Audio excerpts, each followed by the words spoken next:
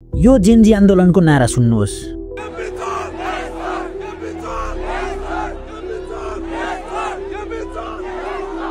केपी चोर देश छोड भन्ने यो नारा त्यसै लागेको छैन।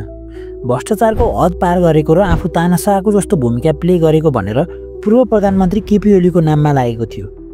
देशका युवामा बेरोजगारी भ्रष्टाचारको कारण सल्केको यो झिल्को भाद्र 23 र 24 गते ज्वालामुखी नै बन्यो, जुन केपी ओलीको सरकार ढल्नुको प्रमुख कारण बन्यो। सरकार ढलेपछि अन्तरिम सरकार गठन भयो र त्यसपछि दुलोभित्र पसेका एमालेका नेताहरू भक्तपुरको गुन्डुबाट कराउन थाल्छन्। केपी ओलीलाई छोएर देखाऊ, देशभरि आगो बल्नेछ, यो कुरा म तपाईलाई राख्न चाहन्छु। फागुन 21 गते हुने चुनाव मान्दिन, अन्तरिम सरकारलाई मान्दिन, जेनजी आतंककारी भन्ने एमाले यो सरकार गैर कानुनी छ र संसद पुनर्स्थापना हुनुपर्छ भन्ने माग लिएर सर्वोच्चमा रिट हाल्न जान्छ र साथै चुनाव मान्दिन भनेको एमाले केही दिन अगाडि चुनावको लागि दल दर्ता पनि गर्छ। एकातिर संसद पुनर्स्थापना हुनुपर्छ भन्दै रिट हाल्ने, अर्कोतिर चुनावमा जान्छु पनि भन्ने दोगलापनको हद हुन्छ नि। अब सबै पोलिटिकल पार्टी चुनावको लागि रेडी हुँदा एकातिर एमाले मात्र संसद पुनर्स्थापित हुनुपर्छ भन्ने मागसँगै चुनावमा पनि जाने भएकाले धेरैले चुनाव एमाले बाँड्छ कि भन्ने पनि छ। र यही चुनाव लक्षित शान्ति सुरक्षालाई ध्यानमा राख्दै सरकारले चुनाव हुनुभन्दा 1 महिना अगाडि नै नेपाली सेना खटाउने निर्णय पनि गरेको छ। जेनजी आन्दोलनलाई नै हेर्ने हो भने जेनजी र सारा नेपाली जनताले नेपाल पुलिसलाई त्यति सम्मान नगरे पनि नेपाली सेनालाई सम्मान पनि गर्छन् र डराउँछन् पनि। त्यसैले यो चुनावमा नेपाली सेना खटाउनु अपरिहार्यता थियो। ल फागुन 21 गते चुनाव पनि भयो र 6 महिना अगाडिको आन्दोलन प्रमुख त केपी ओलीकै विरुद्धमा भएको यो आन्दोलनलाई सम्झिँदा केपी ओली निर्वाचित भएर आउने चान्स के कस्तो छ र फेरि केपी ओली नै प्रधानमन्त्री भए देश कता जान्छ, कि यो चुप लागेर बस्छन् कि फेरि देशमा आन्दोलन चर्किन्छ भन्ने कुरा शिक्षिका दूतको आजको यो भिडियोमा जान्नेछौँ। यो हो 2079 सालको प्रतिनिधि सभा निर्वाचनको झापा क्षेत्र नम्बर 5 अर्थात् केपी ओलीको ठाउँको नतिजा।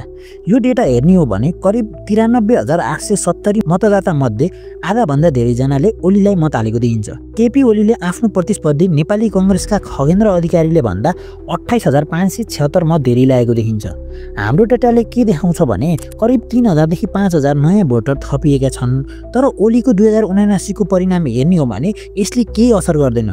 अब यति धेरै मत ल्याउने गरी ओलीले 6 पटकसम्म त्यहाँका जनताले जिताउनुको कारण के त? आउनुहोस् ओलीले आफ्नो क्षेत्रमा गरेको कामको पनि चर्चा गरौँ। झापाको दमकमा करिब 163 करोडको बजेटमा दमक बिजनेस कम्प्लेक्स अर्थात् दमक भ्यू टावर बन्यो, जुन बन्न त बन्यो तर अपरेसनमा आएन। एउटा झापा जस्तो सानो सहरमा यत्रो कम्प्लेक्स बनाउनुको केही अर्थ छैन, न व्यापार व्यवसाय न त भ्यू हेर्न नै। नेपालको पहाडहरू नै इनफ छन् भ्यू हेर्नको लागि। बट यो प्रोजेक्ट राज्यको 163 करोड सक्नु मात्र देखिन्छ। यो मात्र होइन, रोजगारी र व्यापार व्यवसायलाई उकास्न भनेर China Nepal friendship industrial park बनाउने कुरा पनि भएको थियो, तर त्यो कुरामा मात्र सीमित भयो, पुरा भने भएको छैन। झापाको सडक स्वास्थ्यमा पनि विशेष काम गरेको देखिन्छ। यो मामिलालाई हेर्ने हो भने ओली झापाको मात्र नेता भएको जस्तो देखिन्छ, तर प्रधानमन्त्री जस्तो मान्छे पुरै देशको हुन्छ भन्ने कुरा चाहिँ बुझ्न चुक्छन्। तर त्यहाँका जनतामा अझै पनि ओली हिरो छन्। जनताले पटक पटक ओलीको काण्डहरू नजरअन्दाज गरेकै देखिन्छ। निर्वाचनको नतिजा हेर्ने हो भने ओली संलग्न भएका करोडौँका गिरीबन्धु टी स्टेट जग्गा काण्ड, पार्टी अफिस बनाउन जग्गा दिएको काण्ड, ललिता निवास काण्ड जस्ता प्रख्यात काण्डमा मुछिएका ओलीलाई झापाका जनताले पटक पटक जिताउनु निकै आश्चर्यजनक छ। त्यही हिंसाको त कुरै नगरौँ। धेरैले सरकार आफैको भएर छानबिन पनि खारेज गर्ने र न्यायलाई आफ्नै हातमा राखेर आफूलाई निर्दोष साबित गर्ने भन्दै पनि आइरहेका छन्। अब जेनजी र युथमा भएको केपी ओलीप्रतिको रिस, अब केपी ओलीलाई कारबाही गर्नुपर्ने र अब इलेक्सनमा उठ्न नदिएर पिएम हुन नदिने पनि छ। अब केपी ओली फेरि पिएम बन्ने कि नबन्ने भन्ने कुरा एमाले गर्न लागेको महाधिवेशनबाट प्रश्न हुन्छ। अब यो महाधिवेशनमा एमाले सभापतिको लागि 2 जना क्यान्डिडेट हुने देखिएको छ। युवा चाहियो भन्दै गर्दा एमाले भने 2 जना बुढाहरूको कम्पिटिसन छ, केपी ओली र ईश्वर पोखरेल।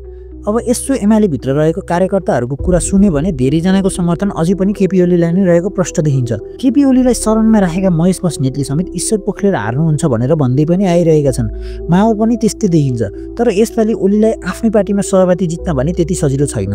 अब ईश्वर पोखरेल पनि लामो रेसका गणा हुन् र धेरै लामो समयदेखि पार्टीमा छन् र सिनियरिटीको हिसाबले पनि पार्टीमा उनको राम्रो पकड छ र पूर्व राष्ट्रपति विद्यादेवी भण्डारीको पनि ईश्वर पोखरेललाई सपोर्ट छ। त्यसैले यो प्रतिस्पर्धा कडै हुने देखिन्छ। ल एकछिन मानौँ महाधिवेशनमा ईश्वर पोखरेलले जिते, अब प्रतिनिधि सभा निर्वाचनमा केपी ओली पनि निर्वाचित भयो भने गठबन्धन गरेर एमाले सरकारमा जाने भए पनि अब भने प्रधानमन्त्री ओली बन्न पाउने छैनन्। त्यसको दावेदारी ईश्वर पोखरेलले गर्छन्। तर महाधिवेशनमा केपी ओली सभापतिमा निर्वाचित भए र झापाबाट संसदको लागि निर्वाचित भए भने केपी ओली दावेदारी प्रधानमन्त्री रहनेछ। तर फागुन 21मा हुने निर्वाचनमा एमालेलाई सजिलो भने छैन। जुन हिसाबले एमाले 2/3 ल्याउँछ भनेर हिँडिरहेको छ, भित्री रहस्य अर्कै छ। एक हिसाबले एमाले आफ्नै खाल्डोमा आफै पर्दैछ। जुन हिसाबको अभिव्यक्ति एमालेबाट आउँछ, जेनजीले गरेको शान्तिपूर्ण आन्दोलनमा गएर जेनजीलाई कुटपिट गर्छ र जुन हिसाबले सुरक्षा दिन भनी गुन्डा टोलीको भोलिन्टियर फोर्स खडा गर्छ, त्यसले एमाले झन बदनाम भइरहेको छ। अब भोलिन्टियर फोर्सका प्रमुखको इतिहास हेर्ने हो भने प्रश्न थाहा हुन्छ। जेनजी आन्दोलनपछि जुन हिसाबले एमाले आफूलाई देखाउन खोजिरहेको छ, त्यो फेक जस्तो देखिन्छ। जेनजी र सरकारलाई धम्काउने गतिविधि केवल कार्यकर्ता र अलिअलि रहेका जनताहरूले साथ नछाडुन् भनेर गरेको प्रष्ट विश्लेषण गर्न सकिन्छ। अब मङ्सिर 6 गतेकै कुरा गर्ने हो भने पनि काठमाडौँमा 10 लाख मान्छे उतार्छु भनेको एमालेको आन्दोलनमा 500 जना भेट्न नै मुस्किल थियो। त्यही भएर एमालेलाई यसपालिको चुनाव जित्न भने गाह्रो निकै छ। ल आउनुहोस्, एकछिन केपी ओली हारे भने के हुन्छ भन्ने कुरालाई जानौँ। अब 2079 को यो इलेक्सन रिजल्ट हेर्नुहोस्।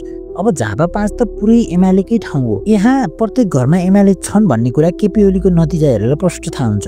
तर यसपालि झापाको जनतामा मत परिवर्तन गर्ने भूत सवार भयो भने एमाले कङ्ग्रेसलाई त पक्कै हाल्दैनन् र 2079मा वैकल्पिक रूपमा रहेको राष्ट्रिय स्वतन्त्र पार्टीको क्यान्डिडेटले ल्याएको मत हेऱ्यो भने पनि अहिले राष्ट्रिय स्वतन्त्र पार्टी आउने हाई चान्स छ। यही बीच केपी ओली चुनाव हार्छन्।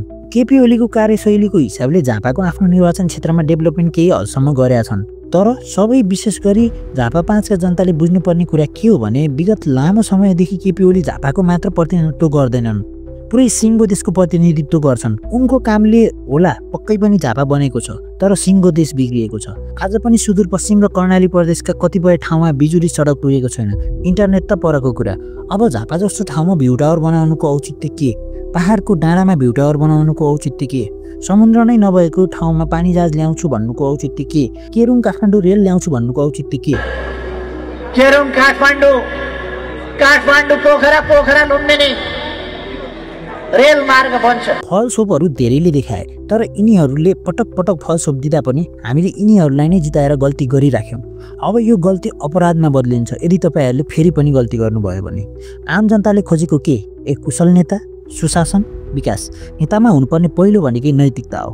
आफ्नो नेताको नैतिकता हेर्नुहोस्। कति भ्रष्टाचारको केस आएको छ, कति काण्डमा मुछिएका छन्, त्यो हेरौँ। तपाईँको एक गल्तीले सिङ्गो देशले नै शास्ति भोग्नुपर्छ।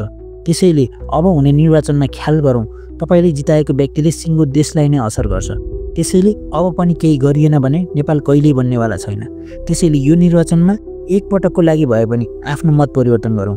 नबिर्सौँ, भाद्र 23 गते यही परिवर्तनको लागि तपाईँको छोराछोरी, दिदीभाइ, दाजुबहिनी जस्ताले आफ्नो प्राण त्याग गरे। अब त्यसको बदला र ती निर्दोषले गुमाएको ज्यानलाई शान्ति दिन र न्याय दिन तपाईँहरूले पक्कै मत परिवर्तन गर्नुहुन्छ भन्ने आशा छ। Let's change the vote for new one to draw new Nepal. Video सक्दो सेयर गर्नुहोला। धन्यवाद।